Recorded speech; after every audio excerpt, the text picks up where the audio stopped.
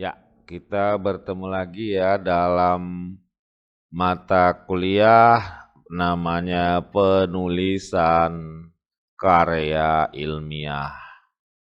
Pada pertemuan kali ini kita akan membahas mengenai pencarian ide dalam menulis karya ilmiah.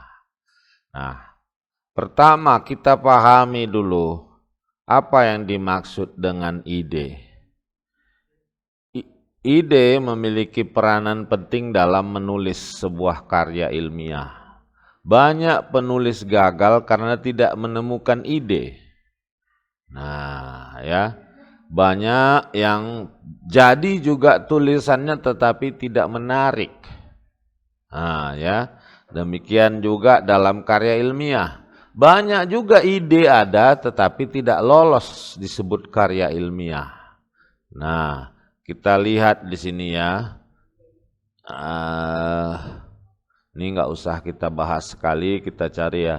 Nah, pertama cara mencari ide. Nah, ya pertama ide unik. Nah, ya bahkan gila kata, tapi nggak usah lah sampai gila ya. Nah, ya yang biasa-biasa kita nggak perlu jadi gila gara-gara penelitian ya. Nah, ada lagi bisa mencari ide itu disodorkan. Nah, ya. Ada lagi namanya penanaman konsep dalam pembelajaran dari topik kuliah kita bisa dijadikan ide. Keempat, ada yang disebut dengan nuansa lokal dalam berbagai hal. Pamannya berkaitan dengan budaya. Budaya ini ingat, jangan kamu pikir tari menari saja, tidak. Budaya perusahaan, ya kalau kita di bisnis kita cerita budaya seperti itu. Di perusahaan juga ada budayanya, ya. Oke, selanjutnya kita lihat pemakaian, pemanfaatan. Nah ini juga pernah ada nih ya. Dulu dia membuat dia buat namanya aplikasi. Jadinya gara-gara dia suka melihat barang bekas, aplikasi Botot namanya dulu. Ya, jadi gara-gara dia lihat barang-barang bekas mau dijual gimana dia buat aplikasi. Kemudian adanya melakukan kemudahan. Nah, ini juga dalam hal kita kemudahan itu apa yang paling utama? Ini data. Ada enggak datanya? Kadang kita tertarik tapi nggak ada datanya, sulit mencari datanya. Nah, ketujuh selanjutnya ini ada bisa menjawab kesulitan, bukan kesulitan siswa sebenarnya kalau di kita. Ini bisa menjawab apa ya? Keingintahuan dari kita tadi. Nah, banyak penelitian itu berdasarkan rasa ingin tahu. Tapi itu kalau penelitiannya panjang waktunya dan banyak uangnya. Karena untuk menjawab ingin tahu tuh butuh waktu yang lama untuk membuktikannya dan butuh dana. Karena penelitian juga butuh dana. Ya, butuh dana, nggak ada penelitian yang gratis. Nah, juga menjawab keterbatasan. Nah, ini yang sering terjadi ya. Keterbatasan terutama di penelitian itu mengenai dana. Nah, ini juga 9 murah. Nah, kalaulah seandainya ya kita mengambil ke diri kita ide kita ya sebagai seorang mahasiswa di Polmed, kita bagaimana? Pertama mencari ide itu yang umum dipakai adalah melalui ya ini saja, membaca skripsi penelitian orang lain. Ini yang paling murah, yang paling masuk di akal. Ya, kenapa? Kita ada keterbatasan waktu. Nanti satu semester kita diselang-selingi ada magang. Namanya ada 1 bulan atau 2 bulan itu. Sesudah magang membuat laporan magang. Sesudah itu membuat lagi skripsi. Jadi sangat terbatas waktunya kalau kita mau mengikuti seperti yang diterangkan tadi. Contohnya mengikuti menjawab keingintahuan ya, itu sulit karena waktu kita terbatas. Nah, yang paling mungkin kita lakukan adalah yang seperti ini, membaca skripsi orang lain. Nah, dari mana kita dapat ide yang supaya kita tahu apa? Lihat di skripsi bab 5 ada judulnya simpulan dan saran. Nah, disinilah kita ambil apa yang disarankannya. Kan ada itu, sebaiknya ditambah satu variabel lagi, itu aja. Tinggal sesudah dapat dari saran-saran itu jadi modal kita dalam meneliti. Berarti kita cari apa yang disarankannya dengan apa yang kita buat, ya kita cari lagi skripsi lain yang ada seperti itu.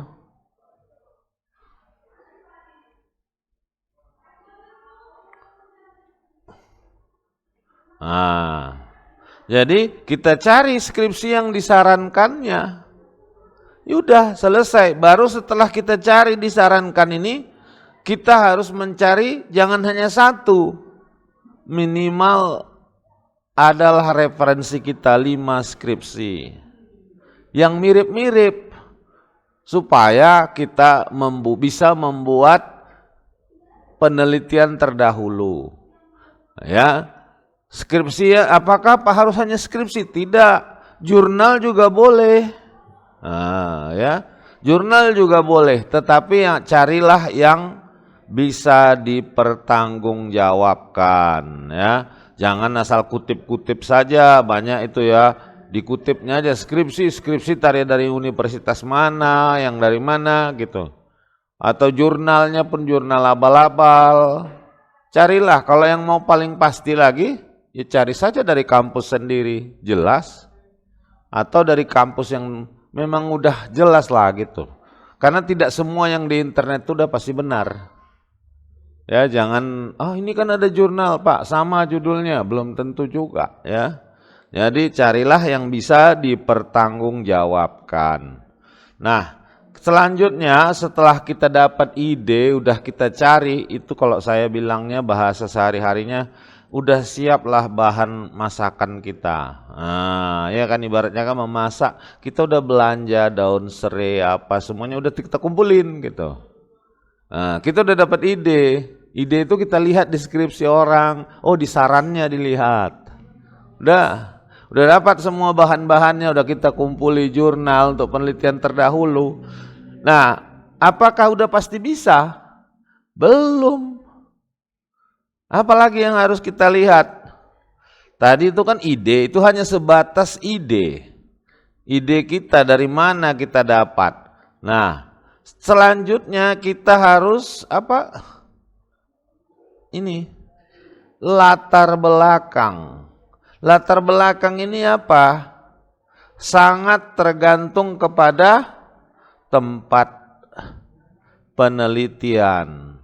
Kalau kita kan kebanyakan ya ada yang di perusahaan, ya, ada yang di kantor pemerintah, ada juga yang kampus tentang mahasiswa, ya. Jadi kita harus lihat tidak sama walaupun kita mengutip udah mengumpulin ini, ya. Tetapi ternyata kita beda, dia di kantor, kita ternyata objek penelitian kita itu adalah mahasiswa. Tentu harus disesuaikan lagi. Nah, ya, kadang kan beda ya, kita lihat kita tertarik dengan ini ternyata beda tempat penelitiannya, enggak apa-apa, kita sesuaikan lagi. Nah, dalam menyusun latar belakang ini ya, supaya jangan kita salah, kita ambil dia panduan ada kali di sini ya, panduan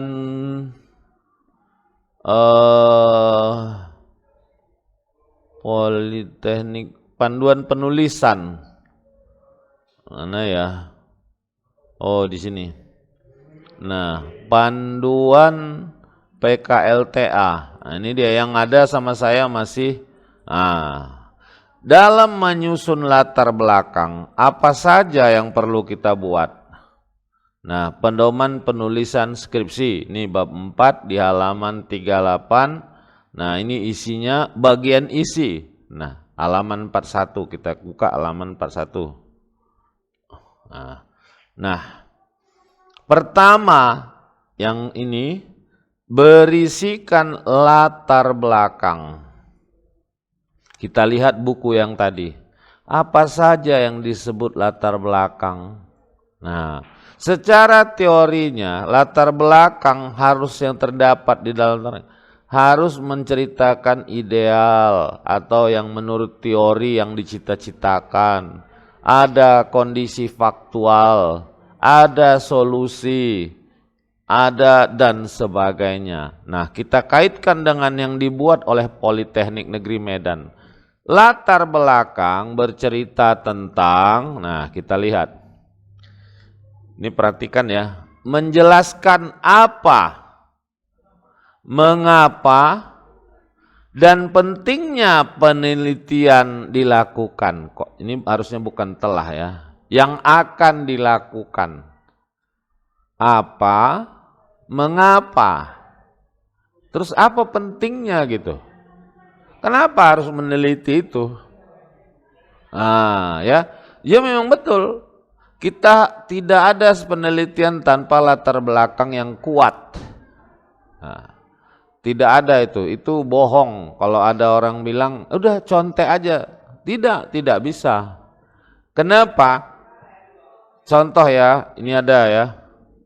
Nah, ini dia pernah meneliti sama-sama kantor, maaf ya, ini bukan apa? PLN, listrik. Nah, listrik ini, PLN ini banyak di daerah Sumut ini saja, ya Sumatera Utara, nggak usah Sumatera Utara, di kota Medan itu banyak sekali. Ada Medan Sunggal, ada banyak gitu. Apakah pasti sama semuanya? Tidak kan? Apalagi kita kayak manajemen ini kan sering meneliti orang. Berhubungan pamannya kau topiknya sumber daya manusia mengenai motivasi kerja. Itu sangat sulit, tidak bisa sama, pasti tidak sama. Sedangkan sama-sama Polmed, ini enggak satu gedung ini aja gitu. Di satu gedung ini ada prodi AB di bawah. Di atas ini ada prodi MB. Kalau ditanya mengenai motivasi, pasti berbeda. Ya. Jadi latar belakang tidak jaminan kantor yang sejenis pasti sama. Ya, umpamanya kalau kamu mengambil SDM yang berkaitan dengan motivasi, itu kan harus kamu wawancarai dulu. Kira-kira motivasi kerjanya gimana supaya dapat fakta lapangannya. Kenapa? Itu sangat penting. Ini dia. Dicantumkan masalah atau fakta yang secara empiris. Empiris itu kan cerita yang nyata ada gitu. Jadi kalau kita cerita penelitian, kita harus menyampaikan faktanya. Makanya fakta itu akan berbeda di setiap tempat. Kalau samanya semua ya belum tentu. Bisa juga ada kemungkinan sama. Tapi kalau yang berbau dengan SDM itu pasti agak berbeda. Setiap tempat beda. Tiap orang lain. Bahkan yang saudara satu ayah satu ibu aja beda pola pikir. Ya kan, nggak mungkin sama. Yang kakak beradik aja bisa beda. Nah, jadi harus menyampaikan secara adanya fakta masalah. Dan seterusnya penjelasan kondisi ideal. Nah, jadi apa yang dimaksud kondisi ideal? Nah, disinilah kamu bercerita tentang variabel penelitian ya yang dikutip dari penelitian terdahulu atau teori. Teori yang ada. Yang ada maksudnya yang sesuai juga dengan masalah tersebut. Ya, contoh yang kamu lihat di perusahaan kamu nanti, tempat kamu magang itu masalahnya bukan motivasi, tapi kamu paksakan motivasi, bukan. Orang itu motivasi, tapi ternyata masalahnya itu bukan di motivasinya. Mereka itu tidak pernah dilatih gitu. Nah, itu kan ada variabel pelatihan. Yang namanya manusia, orang semangat kerja pun, tapi kalau nggak pernah ditambah ilmunya, ya sebegitu-segitu aja kayak robot gitu. Selama 10 tahun kerja nggak pernah sekalipun diadakan pelatihan, upgrading istilahnya sekarang. Pokoknya kerja aja gitu. Makanya kinerjanya rendah. Ternyata bukan dimotivasi masalahnya, tentang pelatihan. Nggak pernah mereka dilatih hal-hal baru. Jadi dicarilah dia, kita ceritakanlah bagaimana teori, bagaimana pelatihan itu ada di penelitian terdahulu yang kira-kira bisa mendukung atau memperbaiki, atau menurut buku ini adalah penjelasan kondisi ideal. Maksudnya kondisi ideal itu seharusnya seperti ini loh. Seharusnya perusahaan itu minimal semiskin-miskinnya perusahaan harus mengadakan 2 tahun sekali ada pelatihan. Itu miskin kali tuh. Harus dilatih karyawan itu. Dikasih tahu ada loh cara baru. Nggak bisa hanya dibiarin aja, udah pandai itu aja gitu. Ya nggak akan maju-maju. Jadi dikutip, siapa yang mengatakan itu? Seharusnya harus dilatih karyawan. Menurut umpamanya Kotler tahun berapa? Kau bikin di situ, di buku Kotler ada mengatakan seperti itu. Nah, apalagi disampaikanlah hasil skripsi dapat memecahkan masalah tersebut. Nah, dapat memecahkan masalah, macam mana Pak? Kita aja belum meneliti. Kok bisa tahu kita itu akan memecahkan masalah? Setelah kita ceritain teori, dapat kita lihat dari mana? Dari hasil penelitian terdahulu, orang-orang yang meneliti terdahulu. Itu gunanya kita punya itu. Jadi kita tunjukkan si Anu tahun 2021 hasilnya menunjukkan bahwa pelatihan bisa meningkatkan kinerja karyawan. Kita tunjukin di situ bahwa nah ini dia kan ada dikatakannya di sini. Makanya kalau saya ya jadi pembimbing, ada mahasiswa menulis latar belakang, hanya latar belakang aja. Itu latar belakang itu kan kalau di skripsi itu hanya bagian 1.1. 1.1 hanya 2 halaman. Geli saya lihatnya. Berarti dia nggak serius mau meneliti. Nggak mungkin 2 halaman. Hanya poin 1.1. Coba gimana kau menerangkan penelitianmu hanya di dalam 2 halaman. 2 halaman pun bukan timbal balik.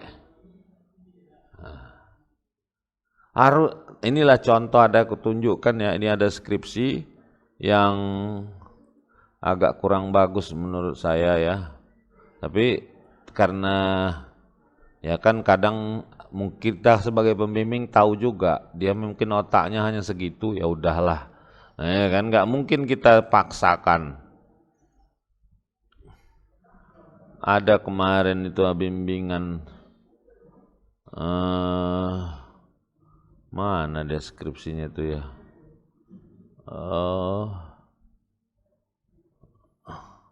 Ada contohnya bimbingan skripsi, coba kita cari ya. Skripsi. Coba, nah ini ya. Ini anak bimbingan lama-lama ini. Nah ini pengaruh aksesibilitas tarif dan fasilitas terhadap keputusan wisatawan untuk berkunjung ke pantai. Ini anak mais nih kalau nggak salah nih. Ya betul. Nah kita lihat latar belakangnya ya. Nih kita coba ya. Kalau hanya satu halaman itu nggak betul. Nah, tapi ada memang kita agak bisa pungkiri. Nah, coba kalian lihat, dia di sini harus menggambarkan apa itu pantai romantis. Kenapa pariwisata? Jadi dalam membuat latar belakang ada aturan, weh. Apa itu aturannya? Aturannya itu dia segitiga terbalik. Kalau segitiga normal itu kayak gini. Nah, kenapa segitiga terbalik? Kamu harus menceritakan dulu yang umum. Yang umum, baru yang menyempit hingga fokus pada permasalahan. Contoh kita lihat di sini. Dia tadi menceritakan pantai romantis di Serdang Bedagai. Pertama dia cerita apa? Pariwisata di Indonesia. Nah, ini aturannya itu. Dia harus segitiga terbalik. Ceritakan dulu yang umum. Oke. Pariwisata di Indonesia, dampak sosial ekonomi, pelestarian lingkungan. Pariwisata juga sebagai bagian dalam proses pembangunan. Pengembangan pariwisata. Pemerintah perlu melakukan dan sebagainya. Dia ini cerita umum dulu. Ceritanya tentang Indonesia dulu. Bagaimana pariwisata itu. Nah, lihat ya. Nah, baru dia cerita Provinsi Sumatera Utara. Banyak memiliki salah satunya Kabupaten Serdang Bedagai. Objek wisata, pantai romantis.